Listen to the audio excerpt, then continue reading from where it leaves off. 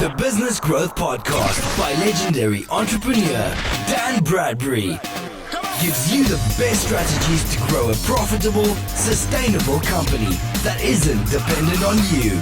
Whether it be how to hire and lead a world-class team, business finance, marketing, time management, growth through acquisition, or maximizing your company's value before you exit, this podcast is for you. And now, your host for the Business Growth Podcast, Dan Bradbury.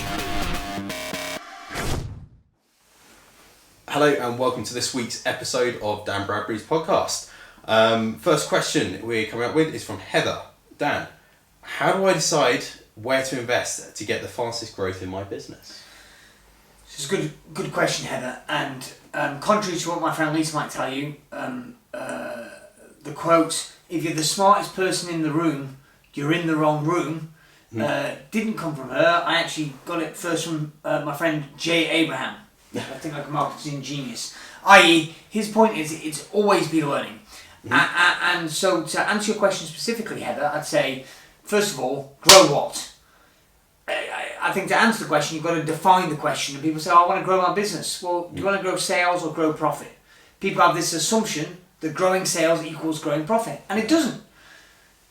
Chances are, if you're watching this video, if you've been in business 5 years, but certainly if you've been in business 10, you've had a year when your revenue's gone up but your profit's gone down. Right? And most people that have been in business 10 years have had a year where the revenue's gone down and the profit's gone up. Right? So that it's not necessarily correlated. So the first question is, what are you growing? I actually had a business once where it had about 1.6 million in revenue. It had about a 25% profit margin, net profit margin, so it was making about 400 grand. And over about a 12-month period, I grew it by almost 50%. I grew it to 2.85 million, so just annoyingly shy of 50% growth. But the profit on that 2.85 million was only 250. Right? So in other words, my revenue grew by 1.25 million, but my profit dropped by 150 grand. In other words, it dropped by £12,000 a month. It costs you to have a bigger business. Correct. And as my dad said to me at the time, he said, "Son, that takes a special kind of stupid." So I think we've got to be clear about what it is you're trying to grow. And also, Heather, interesting in your terminology was fastest. You know, faster growth isn't always better. Yes. Typically, when a company grows really quickly and has a really great year, it's followed by a terrible year. And I don't think that's like a good year, bad year, good year, bad year. But normally, because they do all the things that grow, but then it's unsustainable. Yes. So then they have all the setbacks. So I think you need to think all that through. But given all that, I will tell you now, if you're allowing for those variations, I'll tell you, if I look at my different businesses that I've had over the years, and I look at the periods when they had the fastest growth, assuming that the business succeeded, i.e. didn't fail, and it was sustained over time, the periods of fastest growth, Ed, all have one of two things in common. Okay. One is a strategic partnership, and second is an acquisition. So either I've partnered with somebody to kind of cross-promote, or they promoted me, or I promoted them, or we somehow JV'd on something, or I've acquired a company, or merged with a company, allowed for the fastest growth. And I think that the way to think about that, Heather, is that the best ideas come from outside of yourself.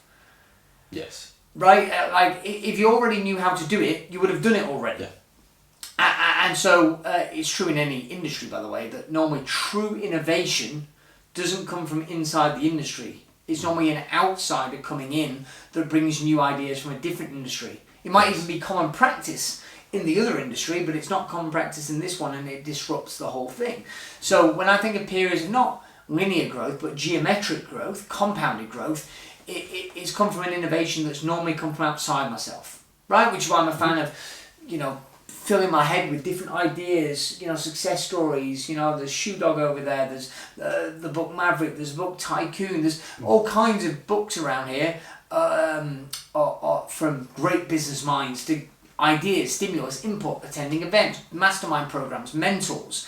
It's all inputs, because what got you here to where you are now, Heather, won't get you to where you want to be. So, a couple of examples to illustrate the point. In my earliest days in the kind of consulting, teaching, marketing space, I was working with NLP professionals.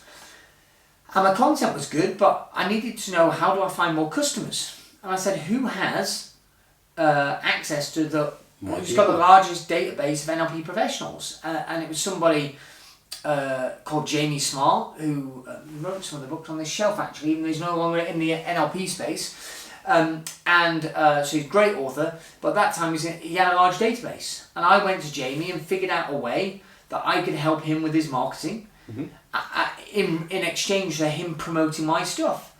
And at that time, the business I had when I was just starting out, I was in my early 20s, it had maybe 40, 50 customers. Jamie sent out one email, and within 48 hours, I had over 800 new customers buy a product. Wow. Mass leverage, and it came from a strategic alliance, a partnership, because he knew how to do something that I didn't. He could get me in front of a large number of people.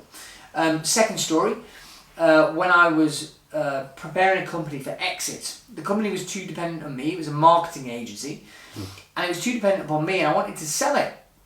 And a mentor said to me, look, Dan, you're going to really struggle to sell this because it's too dependent upon you. You really need to put an MD in place. But that's inherently risky, and it can be done, and so his advice was, look, given his expertise, which was in mergers and acquisitions, was you need to go and buy a similar business, merge the two together, and make the MD of that other company the MD of the combined entity, and you can step back and just be kind of chairman emeritus, as it were. And that's exactly what I did. And then the combined entity was sold for a much larger amount of money, which meant that the then MD got paid and rewarded, I got rewarded, and we both got rewarded more than we would have in isolation. The point was, the solution came outside of myself, i.e. the MD was the solution, but the idea, the impetus for getting that comes from outside of myself. That's the advantage of masterminds. Of course. Quicker speed to solution. How do you get around the smartest business minds possible? And another one was when I had a pretty large seminar business that used to do big conferences in London every quarter. I was looking for money for growth. Yeah. And to really scale up and get the big name speakers on board. Actually, ironically, that's how I got J. Abraham on board, and we subsequently became friends. I went to an American software company that was looking for penetration for that market, and they had the money. So in effect, they sponsored the events, which gave us the capital to grow. The events were bigger and better. They got promoted. They sold their software, and I got all the other benefits from the ticket sales and the customers from that business.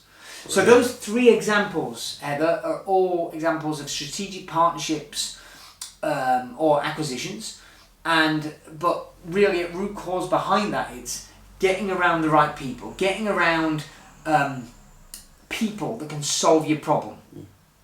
You're only ever one phone call away from solving any business problem you've got. Your network is your net worth, tra-la-la-la, but I like to think of it, as said by J. Abraham, if you're the smartest person in the room, you're in the wrong room. Hope that helps. Brilliant, thanks Dan. If you've liked this video, click below, subscribe, leave comments, and we will get your questions answered. Thank you, goodbye.